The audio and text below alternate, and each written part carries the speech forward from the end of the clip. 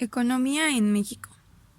México se encuentra entre las 15 economías más grandes del mundo y es la segunda economía más grande de América Latina.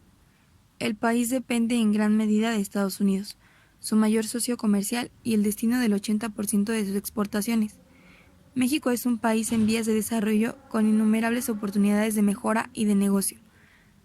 Las tres principales bases de la economía mexicana son la industria petrolera, las remesadas enviadas por los emigrantes que viven en el exterior y el turismo. El salario mínimo diario en la República Mexicana es de 73.06 pesos, poco menos de $4. El ingreso promedio de los profesionistas en México es de 6.900 mensuales, poco más de $365 al mes. México posee tratados de libre comercio firmados con más de 45 países y 32 acuerdos para la promoción y protección recíproca de las inversiones con 33 países. La pobreza extrema alcanza a poco más del 10% de la población. Esta no cubre sus necesidades básicas y gana menos de $1 por día. Un promedio de 15 empresarios mexicanos aparecen en la lista de las personas más ricas del mundo de Forbes cada año. La moneda oficial del país es el peso mexicano. La moneda de valor más pequeño es de 5 centavos y la más grande de 100 pesos. En billetes, los valores extremos son de 21,000 pesos. Principales sectores económicos. La economía de México está diversificada, incluyendo industrias de alta tecnología, producción de petróleo, explotación de minerales y manufactura.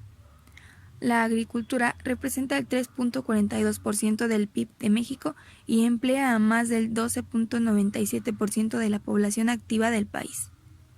La ganadería y la pesca también son actividades importantes en la industria alimentaria. México es también el quinto mayor productor de cerveza del mundo y su segundo mayor exportador.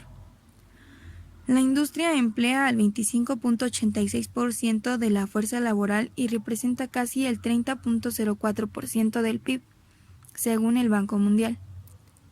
México se encuentra entre los principales productores mundiales de muchos minerales, incluyendo plata, fluorita, zinc y mercurio. Además, las reservas de petróleo y gas son unas de las posesiones más preciadas del país. Es el quinto productor mundial de petróleo. También es uno de los 10 mayores productores de automóviles del mundo. La incorporación al proceso capitalista de producción significó el ingreso de México al capitalismo dependiente, pues dada la carencia de recursos financieros y tecnológicos en esa época, fue necesario basarse en la inversión de capital y tecnología que los empresarios de países industrializados hicieron en México. La etapa de crecimiento hacia adentro presenta en México tres momentos. A. La fase inicial, 1938 a 1954. B. La fase de desarrollo estabilizador, 1955 a 1970. Y C. La fase de agotamiento y crisis, 1970 a 1988. A lo largo del siglo XX y a pesar de los muchos altibajos que enfrentó la economía mexicana, tuvo un desempeño macroeconómico notoriamente más satisfactorio que en el siglo XIX.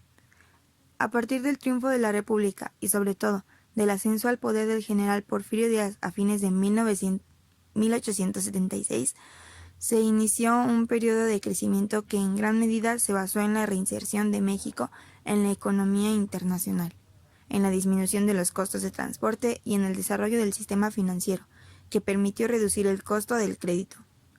Porfirio Díaz, 1880 a 1938. Durante su gobierno se dio apoyo a la exportación, minería, petróleo, agricultura, comercio, la banca y la industria, al igual que concesiones a los ferrocarriles. Lázaro Cárdenas, 1934 a 1938.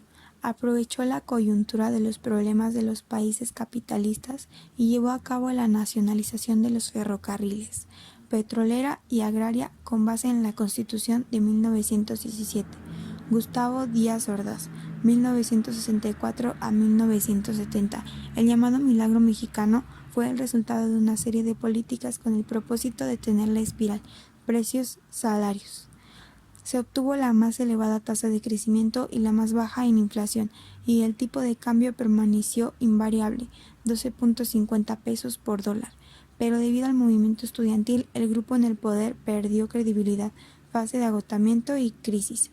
Luis Echeverría Álvarez, 1970 a 1976. Propuso un desarrollo compartido, mayor intervención estatal, para aliviar las tensiones sociales derivadas del 68. José López Portillo, 1976 a 1982. Los sectores público y privado propusieron proyectos de inversión, alianza para la producción.